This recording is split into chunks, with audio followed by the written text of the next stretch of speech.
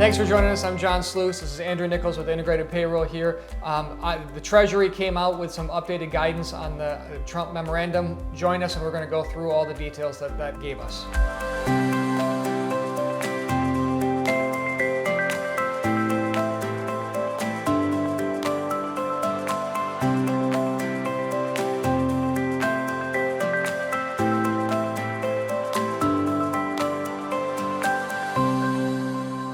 So we did a presentation 2 weeks ago to everybody, letting them know that the executive order came out. We did one last week saying, hey, there's no information that has come out. We did it on Thursday. Naturally, on Friday, the Treasury Department and the IRS came out with guidance. So we do now have the guidance on the memorandum, and so that is out. The guidance, unfortunately, was not very clear as far as whether or not businesses should do this or individuals should do this, but they did give us some more information. So we wanted to come to you here sooner than later and give you some information. So Andrew, one of the questions I had for you is, what are you hearing businesses? I mean, I've got some clients calling, I've had some employees ask me, I've had our employees try to decide what do they want to do. What are you hearing and seeing as it relates to this? Yeah, there was some hype in the media about this payroll tax holiday that they were really trying to push through.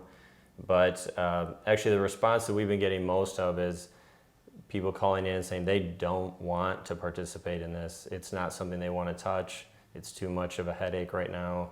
And there may be 1 or 2 employees that are interested, but they might not fully understand it and what it means in the long run. Now these new mechanics have come out. That's something that should be explained. Yeah, I think having a discussion with the employees, what I've seen and heard is many businesses don't want to do this. In fact, I'm not aware of any that do want to do this. Yeah. And even those that do, within the employee base, it might be only 1 or 2 employees, and a simple discussion with them usually can explain why. And especially now that we see the mechanics of having it paid back, it virtually made it so that the employee can understand it will get paid back. It's just a loan.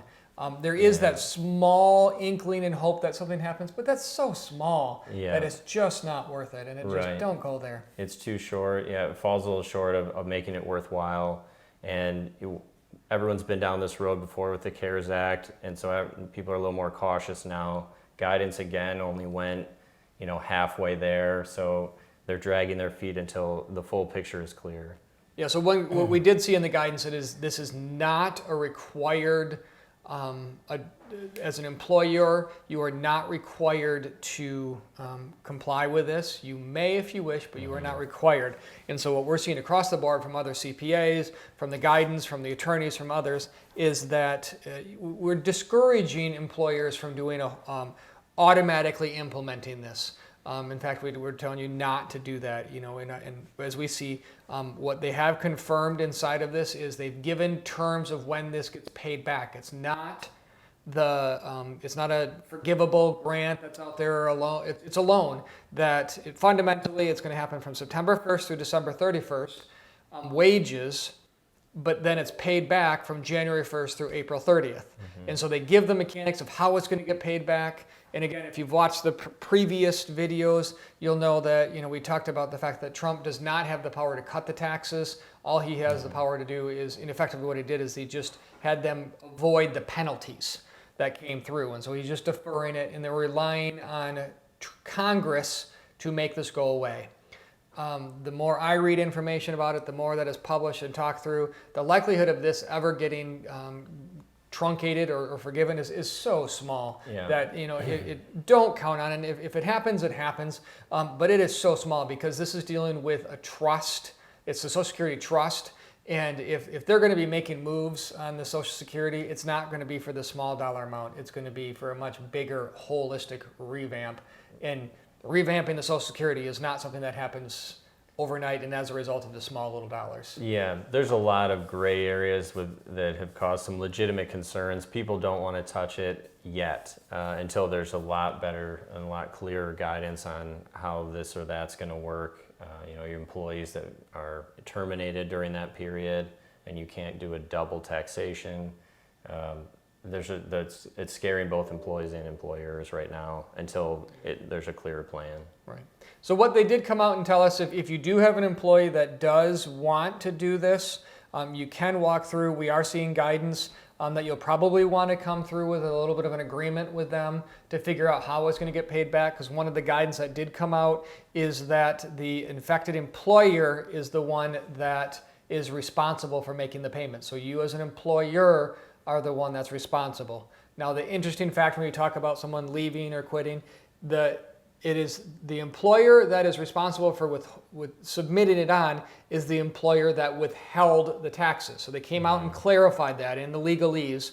And what they're basically saying is if it is the employer that withholds those dollars, so it would be where the employee is on January 1st through April 30th, that would be the one that would be responsible for remitting it. So in theory, if you don't withhold it during the period of September 1st through December 31st, you're not on the hook because you never withheld it. It would be if you withhold it as the employer, then you have to then submit it on. And so what would happen is you're then just taking it in January 1st through April, taking it and then turning around and submitting it. So that does give a little bit of comfort level there overall, but it's still a whole lot of unknowns. They talk about how it's paid ratably during the payroll from January 1st to April 30th. So the theory mechanically would be you take what an employee would have owned from September 1st through December 31st, and then you then divide that by what they're going to be making from January 1st to April 30th, and you double hit them for that. And that's the theory. That's what came out in guidance, but now the practical side of implementing it is just atrocious, quite frankly. And so what we're seeing across the board is other payroll providers, other CPAs, very much discouraging this. It is just a temporary loan. Again, if we use the example of $20 an hour, the max that an employee would be able to get is $895 for this period. And so it's an $895 short-term loan. Yeah. That's, you're holding it from September 1st to December 30th, and then you're paying it back January 1st to April 30th. So for the administrative hassle and burden, not worth it, is what we're saying, what we're recommending. Thank you for joining us. I've got Andrew here with Integrated Payroll and myself, Jon Sluis. Thanks for joining. If you have any questions, give us a call, and we'll certainly walk you through anything you may have on those questions.